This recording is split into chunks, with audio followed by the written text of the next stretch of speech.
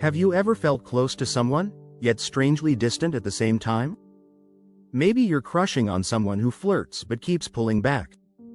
Or you're already in a relationship, except it feels one-sided, like you're always reaching and they're always retreating. Are you reading too much into it? Did you mess up somehow? The truth might surprise you. They could genuinely like you, even love you, but still be emotionally unavailable. And no, it's not always intentional. Many people carry hidden wounds, fears of closeness, or unresolved trauma that make emotional intimacy feel unsafe. So they keep others at a distance, even those they care about. So before you get in deeper hoping they'll open up, here are 6 subtle but clear signs that someone might be emotionally unavailable, even if they really like you. The intense start, then the fade at first, they're all in. Constant messages, compliments, affection, it's like you're in a dream. They say the right things, make you feel chosen, and everything moves fast. But just when you start to feel emotionally secure, they suddenly back off.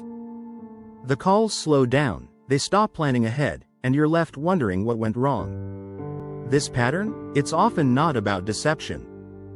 It can be a sign of fearful avoidant attachment, a push-pull cycle where they crave closeness but panic when it becomes real. For them, emotional intimacy feels like stepping off a cliff. So they retreat, not because they don't like you, but because their nervous system is wired to protect, not connect. It's all physical, never personal. You have great chemistry. They're touchy, playful, even passionate. But try having a deep talk about feelings, the future, or their past, and they go quiet. Maybe they joke to change the subject. Maybe they seem distracted or uncomfortable. That's because for some, physical intimacy feels safer than emotional vulnerability. They may want connection, but only on their terms.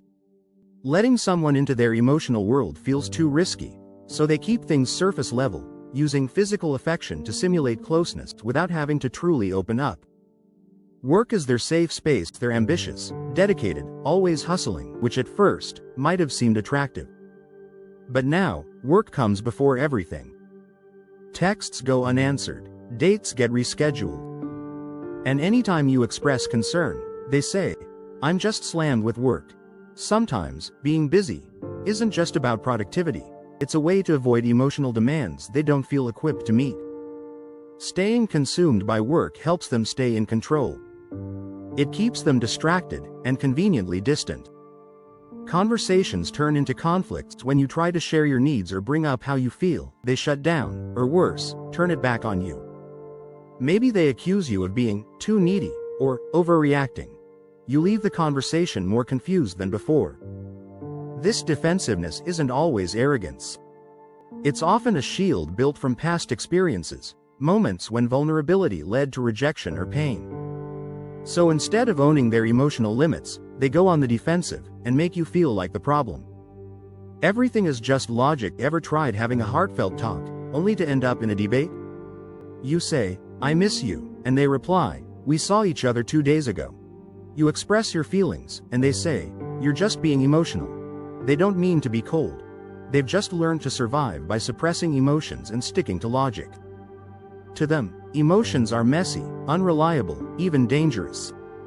So they retreat into reason, facts, and analysis, all the while staying disconnected from the emotional reality of your relationship.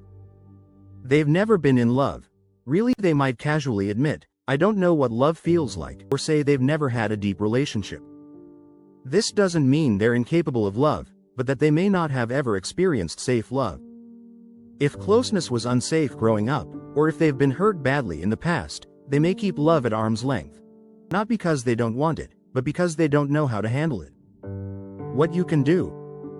If you recognize these signs, know this. You didn't cause this, and you can't fix it alone. Be honest about what you need.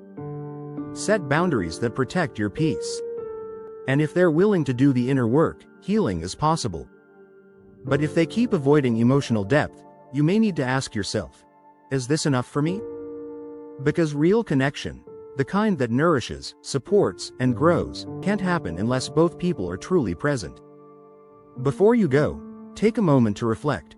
Are you chasing emotionally unavailable people? Because part of you is afraid of intimacy, too? It's okay to ask that question. Because awareness is the first step toward the love you truly deserve.